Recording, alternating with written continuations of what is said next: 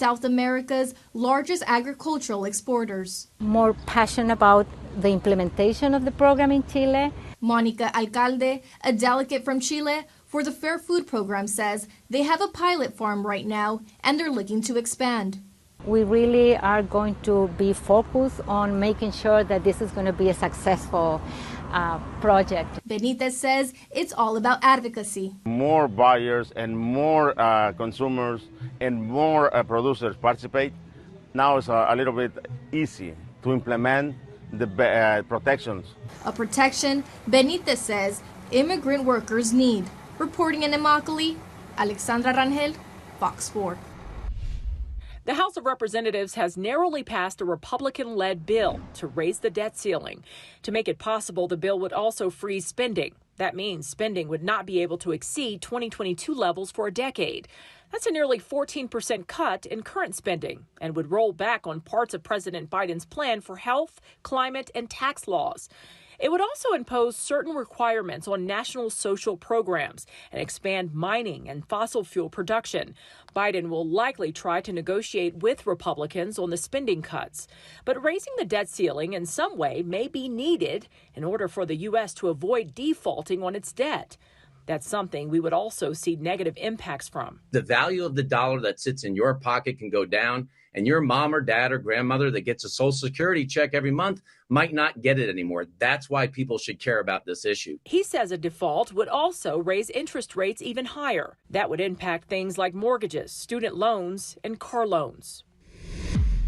Montana Republicans have voted to bar transgender lawmaker Zoe Zephyr from speaking on the House floor the rest of the 2023 session. It's the first time in nearly half a century that Montana lawmakers have looked to censor one of their own. It follows Zephyr's participation in protest after the Montana House voted to ban gender-affirming care for children.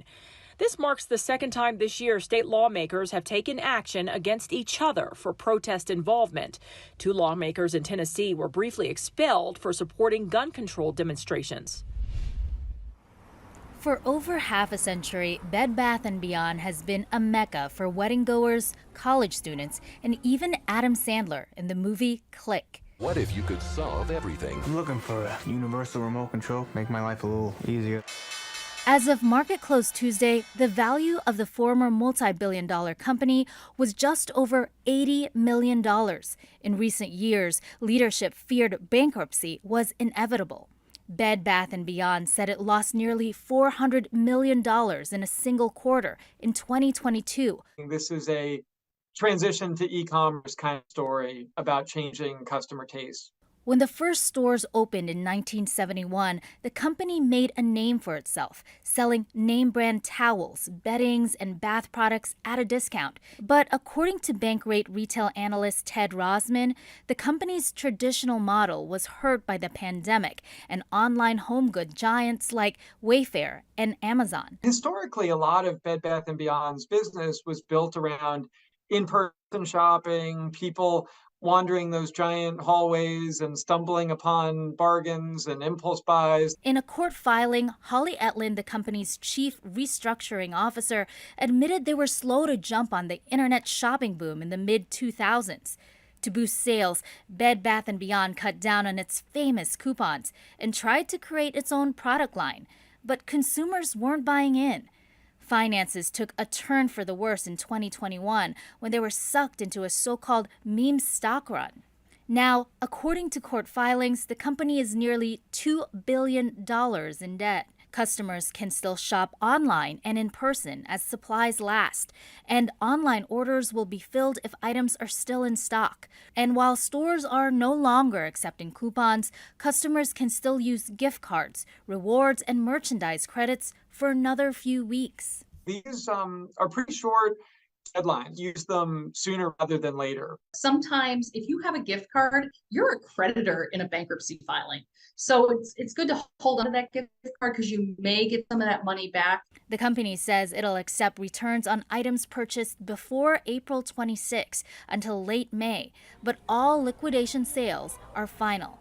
Melanie McGovern, a spokesperson for Better Business Bureau, says customers can still file complaints if they have any issues. It's always really important to keep any kind of receipt, transaction, order number, tracking number, all of those things, keep those on hand in case something goes wrong. Rosman Economists from adds the while Federal Bed Bath & Reserve of Beyond New had York luck with paired Hail with Marys in the researchers from past, the University of this Iowa looks and like Harvard the end of to the study line software for the Legacy engineers brand. at an Kat unnamed Sandoval, Fortune 500. Scripps News, Chicago.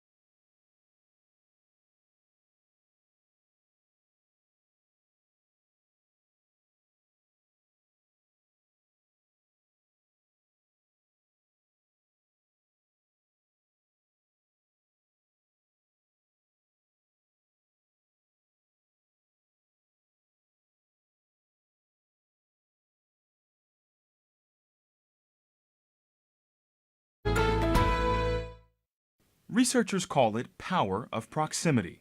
Economists from the Federal Reserve of New York paired with researchers from the University of Iowa and Harvard to study software engineers at an unnamed Fortune 500 firm.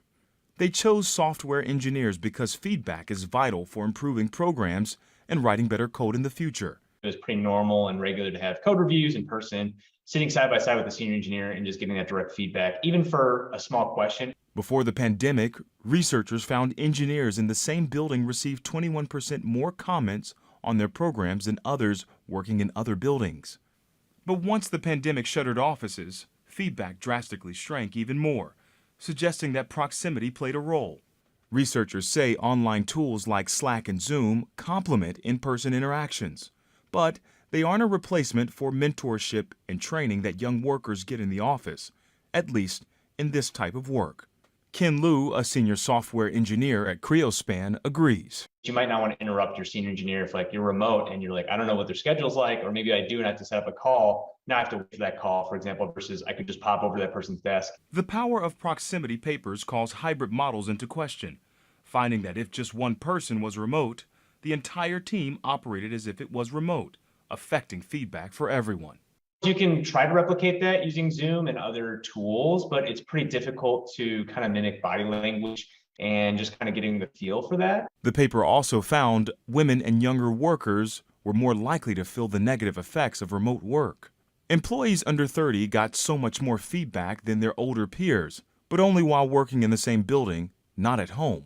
And women, especially the junior employees, saw an even bigger drop in feedback once offices closed. This problem isn't unique to the tech field. Bob Posen, a senior lecturer at MIT Sloan School of Management and author of Remote Inc., says a lot of remote workers risk being out of sight, out of mind.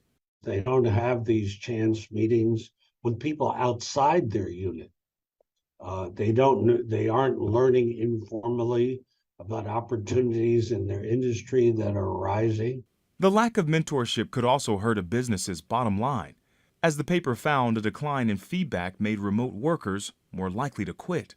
To boost efficiency, the economists recommend teams either be fully remote or fully in person. But Posen says the success of remote workers is dependent on good management and finding out the best model for productivity and learning. What's critical is that you be in the office a few days of the week and talk to them about what are their career aspirations and how can we achieve them together. Posen adds collaboration, coordination, and fostering company culture are all possible no matter where the workers are. Stephen Graddick, Scripps News.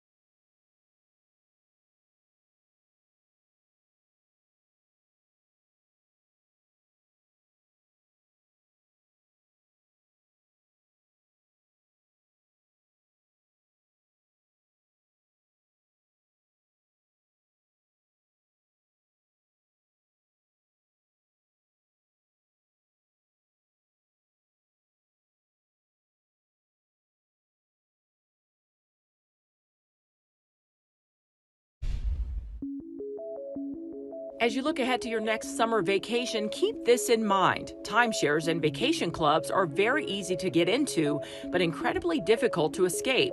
That's according to a new study from the Better Business Bureau. From 2020 to the end of 2022, the BBB received nearly 30,000 complaints related to travel companies, with most related to the timeshare industry. Consumers report high-pressure sales pitches and feeling misled about fees and costs. Some say their timeshare has become unaffordable, but it's nearly impossible to sell.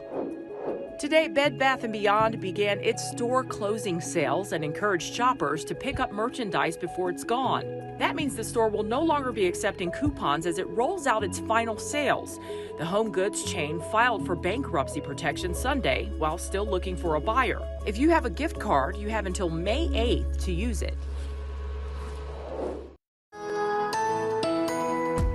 Thanks for joining us. I'm Fox 4 certified meteorologist Katie Walls. We'll kick off your Thursday with lots of sunshine. It'll be another muggy start with those temperatures running in the upper 60s, close to 70 degrees.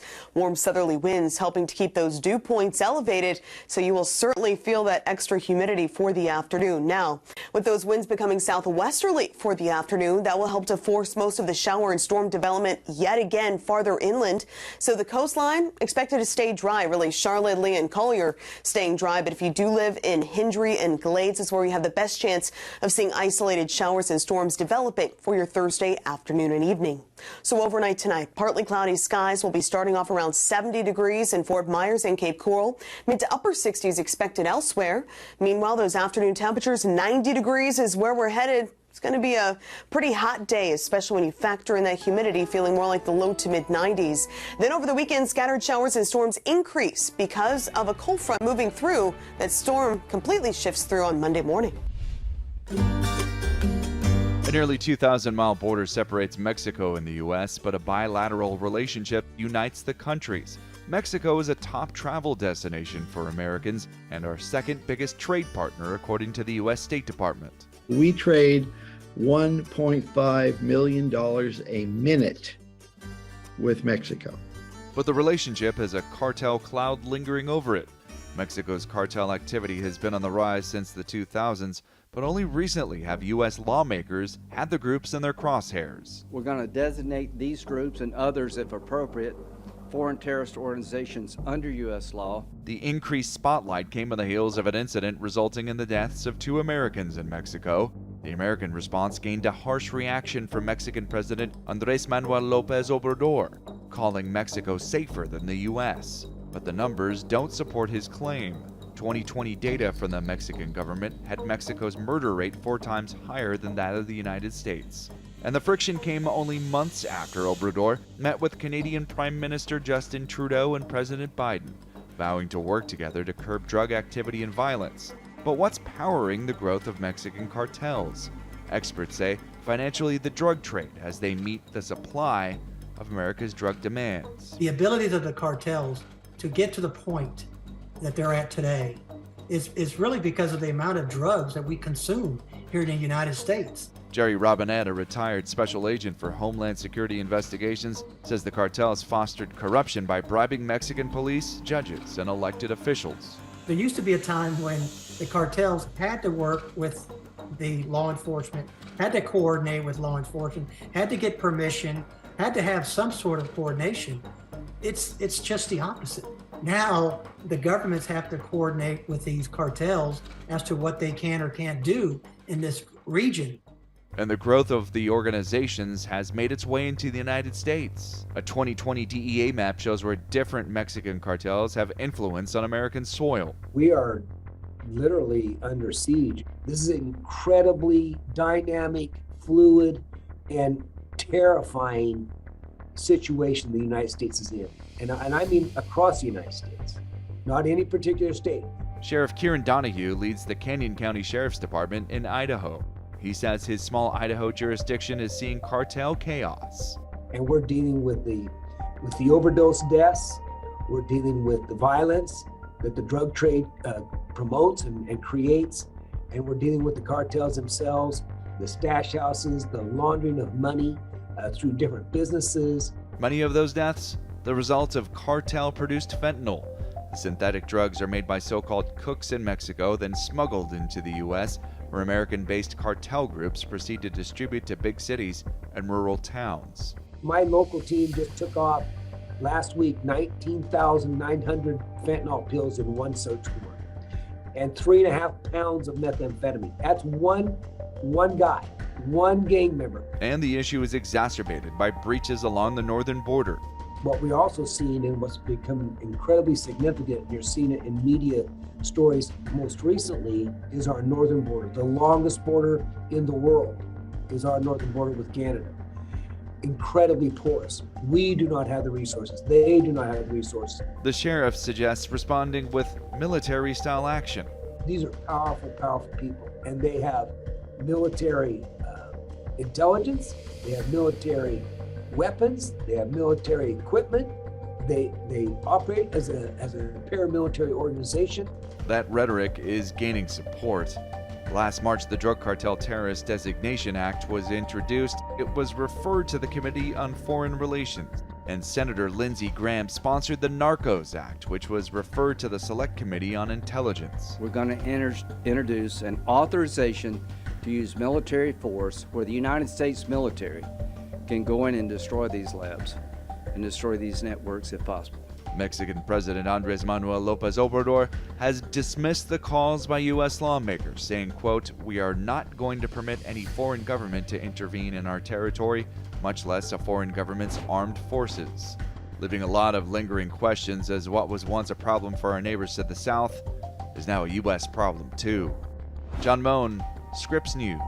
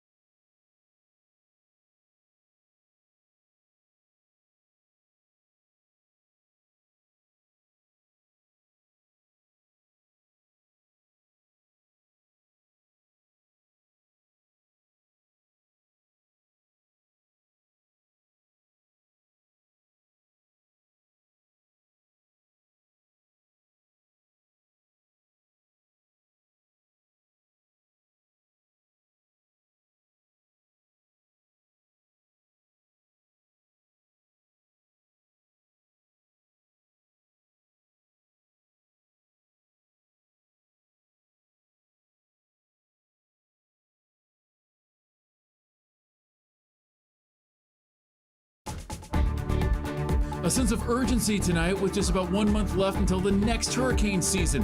We also recognize the fact you got to do something.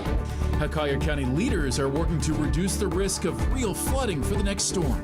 Plus, a composite and warning to parents as Collier County deputies search for a man they say approached a girl walking to school while inappropriately touching himself. What deputies are now doing to keep your child safe. Social media has allowed hate groups in Florida to flourish. A look at the potential laws that could clamp down on the state of hate in Florida. Fox 4 News at 10 starts now. Live from Southwest Florida, you're watching Fox 4 News at 10.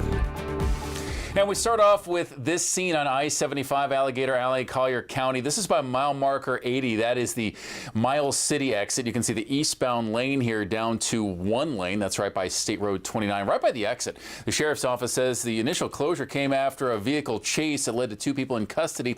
But as you can still see, some slowdowns in the area with the congestion. So just be aware of it for anyone who's heading from, say, Naples towards Fort Lauderdale. And though it's pixelated here, it looks like there is a pickup truck right near that pole to the left of your screen. It looks like a tow truck is also there. It could be clearing up, but several deputies clearly investigating this, as well as a traffic alert. We'll stay on top of it for you here on Fox 4.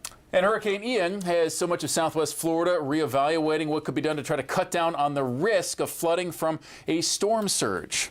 Yes, and there's so much to learn after what we saw. So now Collier County is working with federal agencies in what's being called a coastal community study. And the end goal here is to stretch the area now before the storm, whether it's infrastructure or natural resources. And the study is looking at these areas you see here on the map: Wiggins Pass, Clam Pass State Park, Naples Beach, Upper Gordon River, Doctors Pass, and Marco Island. Again, where you could see significant flooding and damage from a storm surge. All of this to get ready for the next season. So Fox 4's Caitlin Knapp live in the newsroom tonight. And Caitlin, this study has actually been happening since 2018. What's taking them 3 years to finish it, and how has it all evolved after Ian? Well, the original plan was halted because of time, money, and community concerns. So with that original plan and those potential solutions, it's all scrapped. So it's really just back to the drawing board now to see what is going to be best for people in Collier County. So it's a big deal for us. Perry Desiato is talking about this, Collier County's coastal storm risk study. The U.S. Army Corps of Engineers is looking at what can be done to reduce the risk of flooding from a storm surge. Flooding Desiato went through with Ian. We're only 1.5 miles from the coastline there, and the Wiggins Pass itself directly affected us. An impact the study wants to address. We're analyzing solutions. Solutions, project manager Abby Preddy says, could happen using natural resources or a way to protect the community and to protect people is to potentially elevate their homes. Though Desiato wants to see more riprap put in down at the end, to build up the mangroves down at the end to slow it down, the water entry. As long as they're natural in look and they don't really disrupt the appearance of the area, we're all for it. For some perspective on storm surge in Collier County from Ian, part of Naples saw a little more than 8 feet of storm surge with the hurricane, while Marco Island at Tiger Tail Beach got 7.5. All of our communities around us took floods. Anything is on the table now as the study is still getting information from their own research, plus hearing from people at meetings like this one on Wednesday night. We also recognize the fact you got to do something.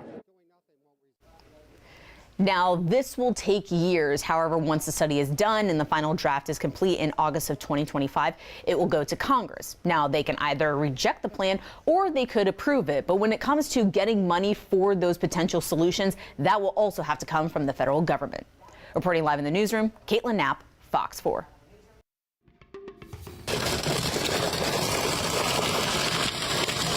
Yeah, don't only take a look at this, but listen to this. This is actually hail from video from our Scripps station, WPTV in West Palm Beach. The video itself was taken, though, in West Melbourne, right off I-95 on the other side of our state, right after 3:30 this afternoon. The viewer actually reported 3 inches of hail accumulating on the ground to the point where it looked like snow. And while Southwest Florida didn't get anything like this, some of our inland areas did see some rainfall. I think my car is dented just thinking about it. Oh my gosh. Imagine having to ride through that. But yes, relatively calm here in Southwest Florida, but still watching out for some of the storms that have been pushing through. As we bring in certified meteorologist Katie Walls. And thankfully, everything nice and quiet this evening here across Southwest Florida.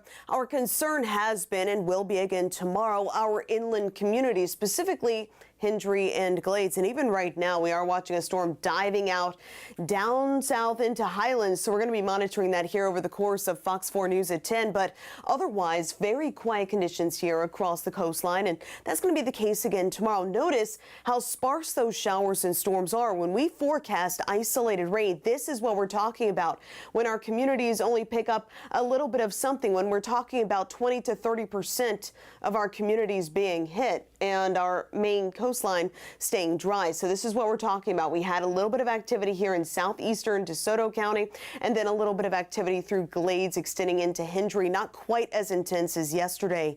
Tomorrow, though, expected to be similar. We'll stay dry for Charlotte, Lee, and Collier counties, but farther inland, that's where we could see those showers and storms pop up. We'll talk more about this and more widespread rain on tap for the weekend coming up. Katie, we will see you then. Well, in Collier County tonight, the sheriff's office is searching for a man they say approached a young girl in his car and began masturbating as she was walking on her way to school in Golden Gate. So we want you to get a good look at this picture. Deputies actually released the sketch of the suspect today. They say a girl told the deputies that this man drove up to her slowly as she was walking to school yesterday morning near right here, Tropicana Boulevard and 30th Place Southwest. This is near several schools, including Golden Terrace Elementary and Golden Gate Middle School. The girl told deputies the man had his window down and she could see that he was inappropriately touching himself while looking at her. She said that man then sped off, but did not try to lure her in his car. Now, deputies say the suspect was driving a gray or silver two-door sedan with a black top. This is images of that neighborhood tonight. They also say they're stepping up patrols here in the area in Golden Gate to keep you safe, and particularly your children tomorrow morning into school. Fox 4 actually spoke to neighbors in the area. Didn't want to go on camera, but they did say they see a lot of kids walking right here, right around that same time, and they will now stay vigilant. If you have any information, you might recognize that composite sketch, call the Collier County Sheriff's Office or Crime Stoppers at that number right here on your screen. Caught on home security video, a Cape Coral man says his landscaper intentionally drove over a burrowing owl nest in his yard earlier this week. The good news, though, the owls are alive. The homeowner telling Fox 4 the two owls moved into his front yard last month. He says he purchased the security camera to keep watch. He also says he told the landscaper to stay away from the blocked off nests, as Florida law makes it illegal to disrupt burrowing owl nests. He indicated that he knew the law, he knew the rules, he knew to stay away, and it was the customer's request to stay away from that part on our property. And so I was extremely angry when I saw that going on. The homeowner says he filed a complaint with Cape Coral Code Enforcement and Florida Fish and Wildlife, but says the landscaper quit after he confronted him about what happened. And for a reminder on all burrowing owl rules, we have that online, fox4now.com.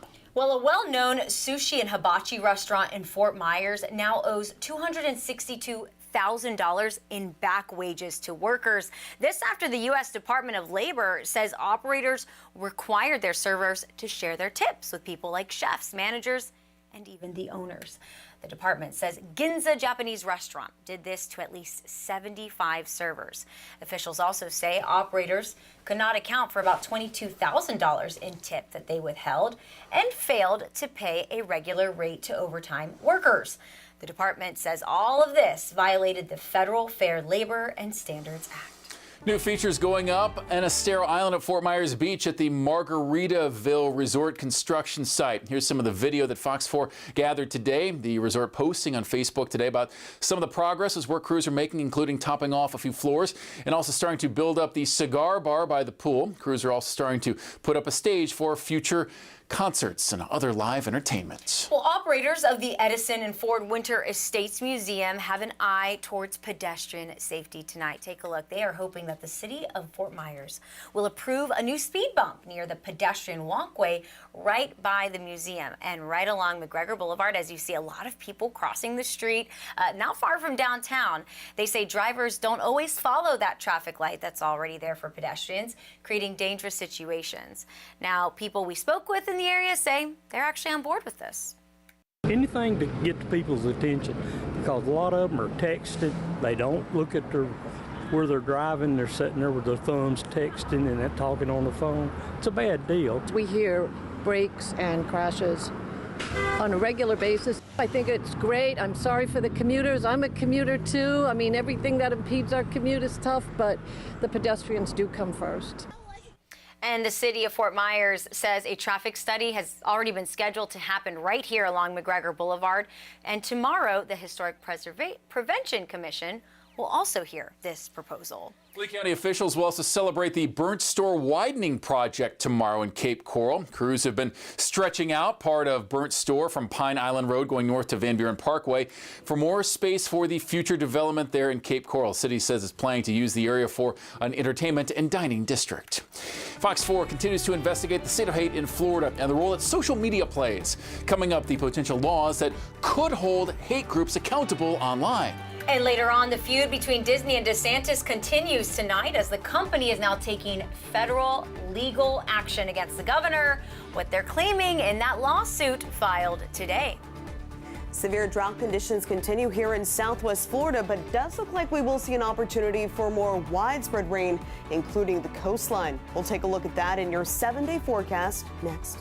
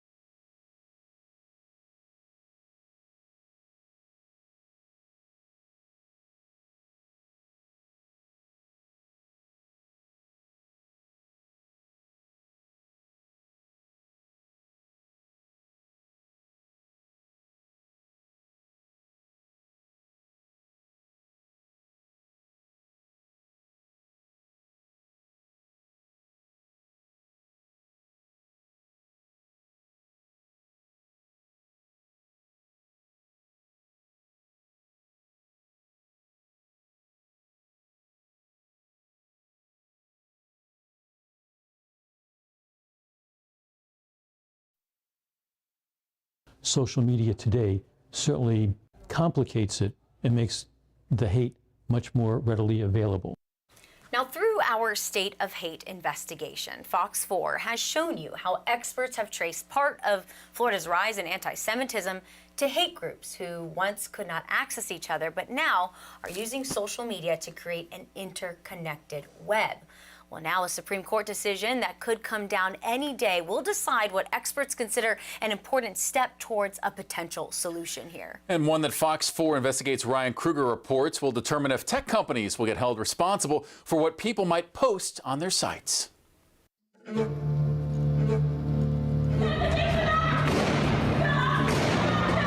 A night of terror in the City of Light. On a Friday night in Paris in 2015, 130 people were killed in a series of coordinated terrorist attacks. One of those victims, Noemi Gonzalez, was killed while she sat in a bistro with her friends. See the pain that my wife is going through, and hopefully this will change the internet. 8 years later, Gonzalez's family is suing Google under the Anti-Terrorism Act before the U.S. Supreme Court. They allege Google aided and abetted the recruitment of ISIS members by allowing videos on YouTube and is therefore secondarily liable. We just want people to understand and we're looking for justice. The case could decide the future of the internet. Section 230 of the Communications Decency Act provides immunity to websites like Facebook, YouTube, and Instagram for the content that is posted to their site. Every terror attack begins and ends on social media. Nitsana Darshan-Leitner is one of the lawyers suing Big Tech. Fox 4 Investigates spoke exclusively with her just days after she argued in front of the Supreme Court. What you're describing sounds like a social network for terrorists. Thousands of posts calling to kill Israelis and videos illustrating how to kill and how to stab the knife and how to twist the knife, at what poison to put on the knife before going to kill. The terrorists themselves had Facebook page. The tech companies argue they constantly screen their sites to keep terrorists off. In a statement on its website, Google says if they lose the case in the Supreme Court, quote, it would impede access to information, limit free expression, hurt the economy, and leave consumers more vulnerable to harmful online content. Darshan-Leitner says that harmful content is so widespread right now, it's becoming normalized. If you're seeing it everywhere, does that run the risk of people will think there's nothing wrong with it? They spread the ideology on Facebook. They make it normal. For months, Fox 4 Investigates has shown you the dramatic rise in anti-Semitism and extremism online. These folks are weaponizing those platforms, and they're really creating harms. That connection has gone from the online world to the real one. When the Anti-Defamation League released their report on hate in the Sunshine State last year, they told Fox 4 Investigates they were shocked to learn how closely various hate groups have started working together. What we've seen is a lot of groups that in the past may have worked separately from one another are now working in conjunction to spread propaganda and hold in-person demonstrations. Darshan-Leitner says the interconnected web of hate is making life too dangerous for too many. The way the terrorists are using the social media is as a tool that they never had before and cannot do without. The Google case is one of two similar but separate cases right now in front of the Supreme Court. That other case claims that Twitter allowed the terrorists to spread their ideology, which the social media company denies. The Supreme Court is expected to release the opinion on both of these cases in the coming months. Ryan Kruger, Fox 4 Investigates. Yeah, switching up to weather as we're in the midst of this very warm April, especially on the coast. We get these days like it was in Fort Myers. We're looking at 85, 90 degrees for a lot of those highs of late, but still watching out for the chances for rain, especially as we take a look here at the Bayfront in Naples. As Fox 4 certified meteorologist Katie Walls joins us, those chances could be increasing by the weekend, it sounds like. That's right. So for now, the chance for storms primarily focused inland each afternoon. That's what we saw Monday, Tuesday, today. That's going to be the case again tomorrow. But then as we step toward the weekend, things start to change. We'll see a more progressive storm system, one that's more organized, and that means more showers and storms for all of us expected. So, of course, we'll break that down. But first, live look, quiet conditions, pleasant conditions here in downtown Fort Myers. We're at 79 degrees. Dew point very sticky, though, sitting in the lower 70s. The higher the dew point, the stickier the air feels. That's also contributing to a bit of a heat index at this hour. It's currently feeling more like 82. As for those temperatures, overall 2 degrees above average in the morning as well as the afternoon. We range from 68 up to 89, averages ranging from 66 to 87. And you guessed it, the next couple of days will continue to follow suit. So it's not until this bigger cold front comes through on Sunday that we'll see a little bit of a respite from the heat and humidity heading into the start of next week. But for now, this is what we're up against. Showers and storms inland, some could be a bit robust. So that's why we had a severe thunderstorm watch in effect earlier today, just in case. Unfortunately, though, it was really our friends along the East Coast, stretching from Titusville down through Melbourne, Fort Pierce, all the way to West Palm. That's where we had those bigger thunderstorms, those severe thunderstorms that fired up. But for Glaze and Hendry, they all stayed below severe criteria. For the most part, showers and storms this afternoon, pretty isolated, and no surprise, we do still have severe drought here across southwest Florida. So for western Collier County, all of Lee into Charlotte, DeSoto, Sarasota, And for the western side of Glades, western side of Hendry, we do still have severe drought, but farther inland, closer to Lake Okeechobee, where we've seen the concentration of that wet weather, now we are seeing those drought conditions drop a level. And we're expecting another update to come in from the USGS tomorrow morning. So be sure to stay tuned to Fox 4 Morning News. Meteorologist Trent Eric will be updating the drought conditions for you as soon as that new data arrive.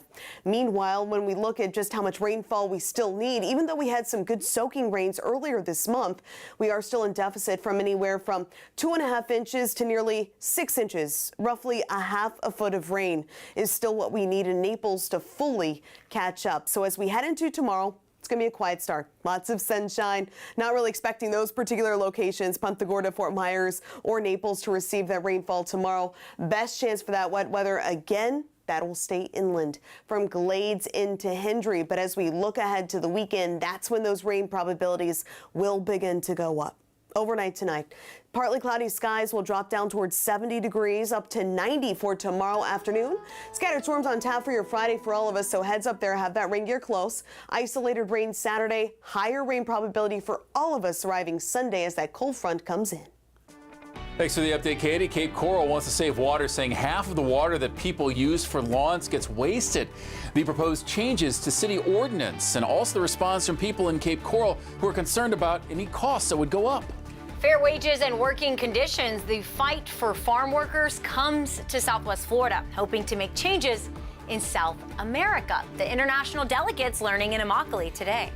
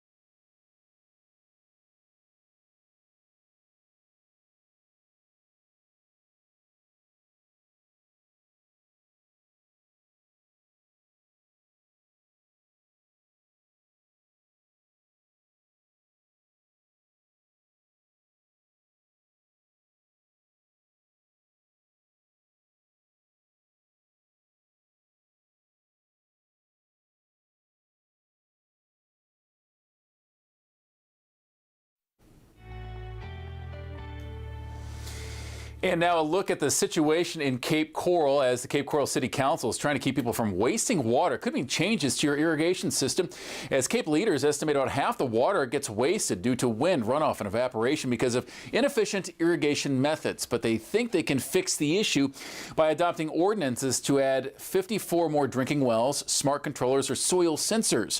But people tell us they just hope this will not come at a higher cost to them. Common sense ways that are way less expensive, way more cost effective, and to me it's just they're looking and thinking this is going to be an easy way out, but it's really not.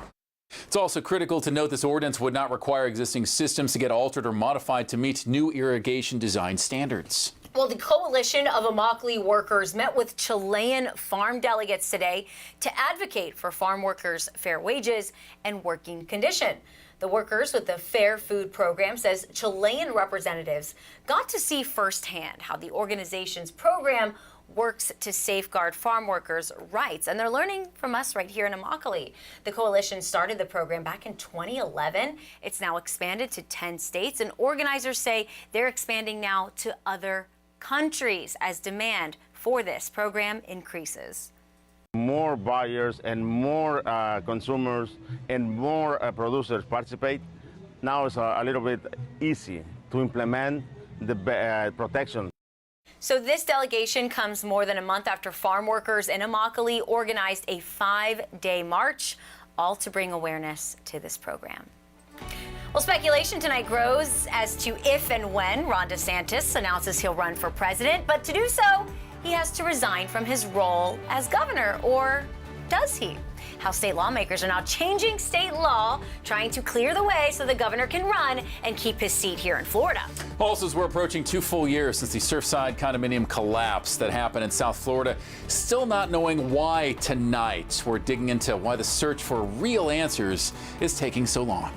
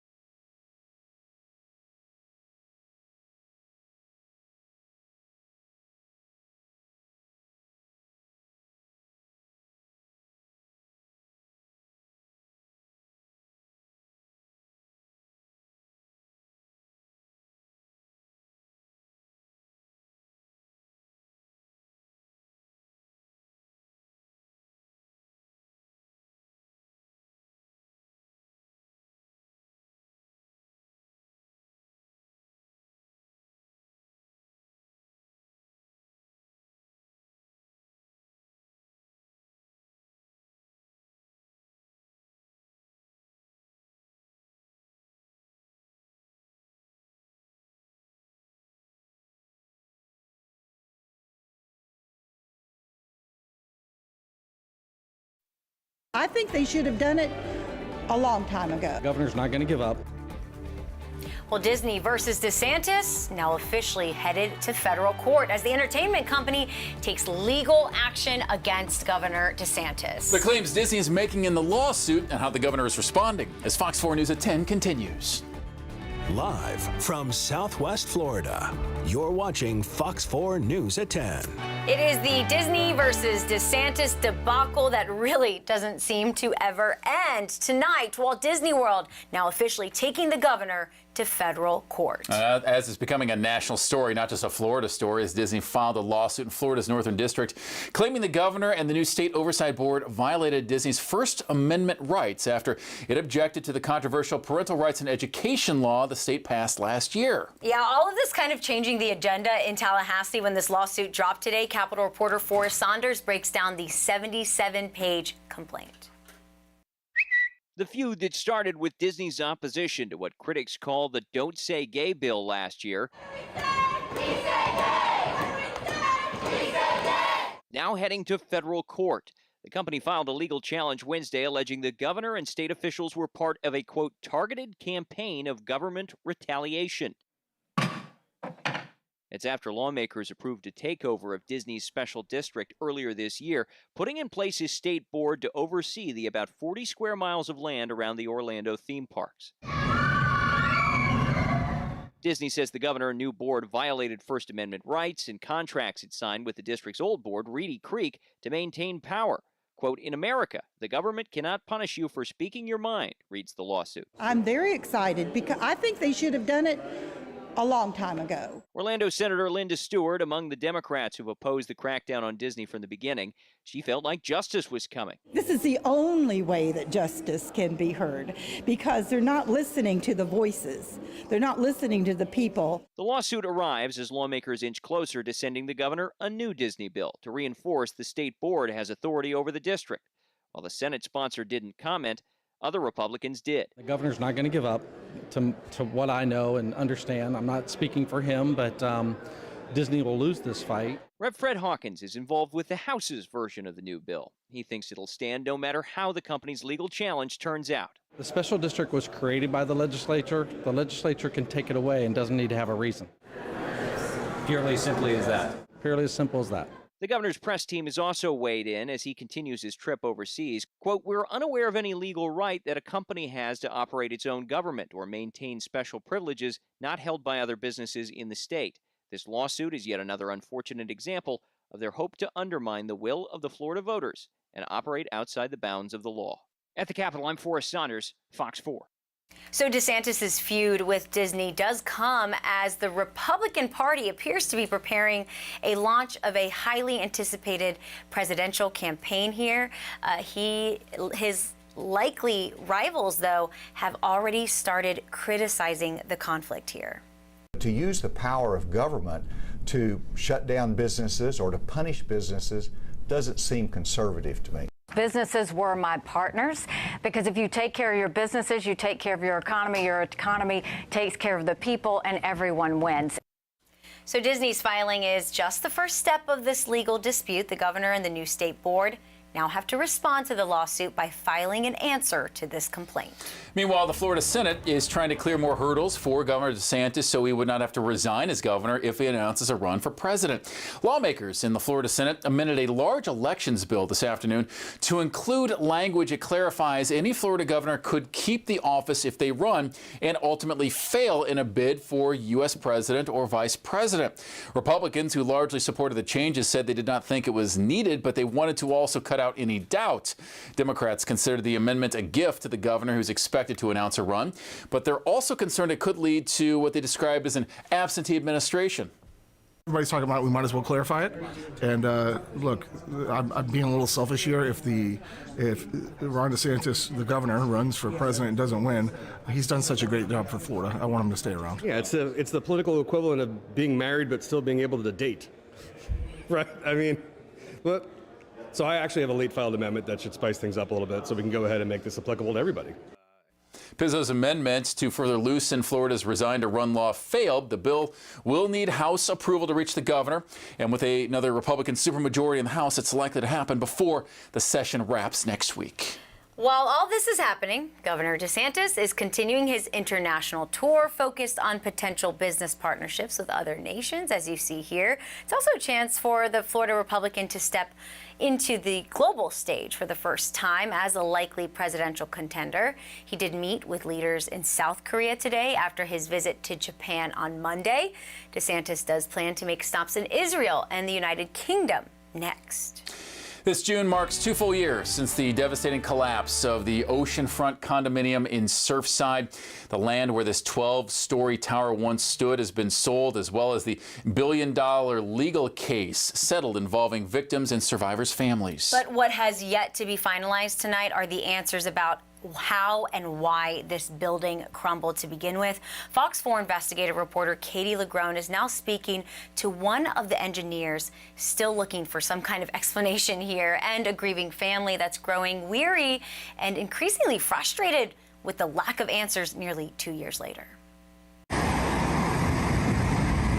This is the site of the Champlain Tower South today. Branches of rusted metal pierce the concrete. Hoses, puddles, pumps, and cones border what are the remaining pieces of a structure that once was. From a distance, a fence wrapped in tarp is entwined with a few artificial flowers that remind us here was the site of nearly 100 lives lost. But nearly 24 months after this unimaginable tragedy, why this tower of homes crumbled to the ground overnight is still unknown. It's very frustrating for us, for the families, for the friends, for the unit owners, for everybody. Pablo Langsfeld lost his 26-year-old daughter, Nikki, and her husband in the collapse. Martin is her brother. We have absolutely no idea what happened. Not only as a respect to the 98 families and all the unit owners who lost everything in a matter of seconds, but to respect for everyone who lives on the coast or lives in condos across the state line. How does a building collapse in the middle of the night, and 2 years later we still don't know why? Are we any closer to understanding why? Well, we're closer than where we were a year ago, all right? But we're not close to understanding why. Alan Kilsheimer is a world-renowned structural engineer hired by the town of Surfside to independently investigate what caused the 40-year-old condo to come down. Every time we talk, you're saying the same thing, which is we don't know yet. That's right. That's exactly right. Though Kilsheimer says he's 90% sure the tower's collapse was not the result of foundational issues, he says family lawsuits, police investigations, and an ongoing concurrent federal investigation have kept him and his team from getting access to inspecting and testing critical building remains. Those unanticipated delays, he says, now increasing his costs and ultimately the town's. I'm asking for more money. During an update to town commissioners a few months ago, he asked and was approved for an additional $575,000, increasing the town's estimated total cost for this independent query to more than $3 million. That's a lot. Yes, it is. What do you say to those family members who have just been eagerly and patiently waiting for answers that have yet to come? What I've said to them when I have met with them at their request or when I've talked to them is that we're not going to give up. We're going to get to the bottom line of this. But when remains another unknown for the families who are desperate to move on, but can't. We know these things take time. We want the full 100% report. Families and residents can not know. We need to know the exact answer. But 2 years and not one update is a little bit ridiculous. Surfside town officials tell us they will be seeking external sources to help cover these extra costs, but still feel an independent investigation is worth pursuing. Meantime, at last check, federal investigators said they would be releasing their findings in the fall of this year. We are expecting an update on that timeline in the next few weeks. I'm Katie Legrone reporting. Two workers at a pesticide company died hours after fumigating a furniture warehouse on Saturday in Pompano Beach, with a third worker in the hospital. The Broward County Sheriff's Office said the 3 employees had finished their work at Bear's Furniture and Warehouse, and hours later, one got sick and went to the hospital. The other 2 workers were found dead later that day in different places. A hazmat team evacuated the warehouse yesterday as a precaution, but the workers were allowed back in later in the day. Well, the House voted to pass a bill raising the nation's debt ceiling today, but it's ultimately dead on arrival in the Democratic-led Senate. This comes as now the U.S. could default on its debt as soon as June. The Republican-led House proposal would raise the nation's borrowing limit and slash federal spending. Among last-minute changes to the plan was a proposal to add work requirements for Medicaid users to be implemented on a quicker timetable. The final vote on the package was 217 to 215, with 4 Republicans voting against the bill, including Florida Congressman Matt Gaetz. It's a case that deputies are calling demonic. New details out on the Uber Eats driver robbed, killed, and dismembered a half-hour north of Tampa, including what detectives say the suspect was caught doing on video. And this case leaving rideshare and delivery drivers worried for their own safety tonight, why the U.S. Census says this is one of the top 10 most dangerous jobs in the country, and how you can protect yourself. Coming up, Katie. And sending the kids off to school, heading off to work. Temperatures starting off on the muggy side in the lower 70s. Afternoon highs, they're going to be hot, so make sure to stay hydrated. Best chance for storms will be inland tomorrow, but that won't be the case as we wrap up the week. We'll take a look at that next.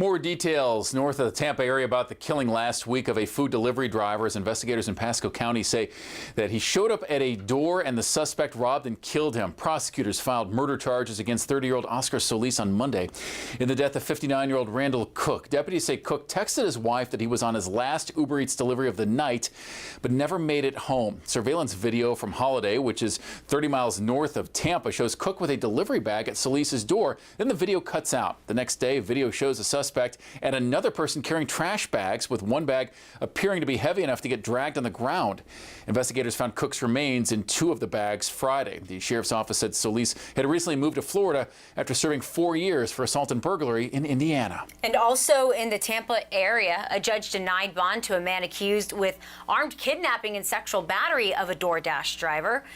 Joseph Killens is now facing charges, as police say last Tuesday night he forced the female driver at gunpoint to drive to an apartment complex where then he sexually assaulted her, they say. He's now facing robbery charges as well. The judge calls Killens a, quote, coward with a propensity for violence in denying his bond. Now, these 2 incidents have rideshare and delivery drivers on high alert about their own safety while working, and both of those happening right here in Florida, Chris. JJ Burton with our Scripps station WFTX in Tampa spoke with a self-defense instructor about how a person can protect themselves. I'm scared as hell, excuse my language. Kalina Rios is like hundreds of other food delivery drivers in the Tampa Bay area on edge. First, the kidnapping and sexual assault of a DoorDash driver in Tampa. Then the gruesome murder of Uber Eats driver Randall Cook in Holiday. Cook's murder happened in the same neighborhood where Kalina says she delivers food. I do the same thing this Uber driver do, dropping off a simple order. You know, it could have been any of us. It could have been Grubhub, DoorDash, it could have been any, you know. So we put our life at risk delivering food. People don't understand that. According to the U.S. Census, being a delivery driver is among the 10 most dangerous jobs in the country. Thousands are injured or killed every year due to traffic accidents or criminal activity. The same for rideshare drivers. I always say be careful every single time I see a person that's out here delivering, because we never know. So how exactly do you protect yourself? Kalina says she normally leaves her car running, then drops the food off at the front door and leaves. Now she's thinking about getting more protection, like pepper spray. If you feel that your life is about to be harmed or taken, you've got to do everything you can possible to survive that situation. Brian Anderson Needham is a self-defense instructor and the co-creator of Weapon Brand. They have a class specifically for rideshare and food delivery drivers. And he says he understands that some might want to arm themselves, but folks need proper training, adding, your best weapon is... These hands are weapons. That's what Weapon Brand stands for. We make you the weapon. He says you don't need to be skilled in the cool, trendy fighting techniques.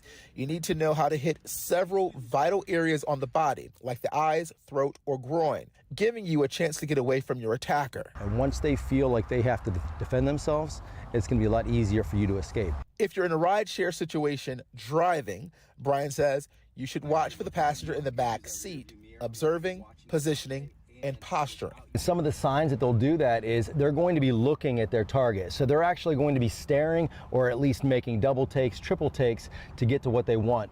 The next thing to watch out for is if they actually start to shift their position. So if I move into a position closer to you for a better vantage point, the next thing I'm going to shift. I'm going to shift my body. That's a pre-contact cue. That's a shift that they're going to use before they attack. We reached out to both Uber and DoorDash. Both companies have made some safety changes for their employees. Uber has added an emergency button feature to their app for drivers, and both companies use GPS tracking.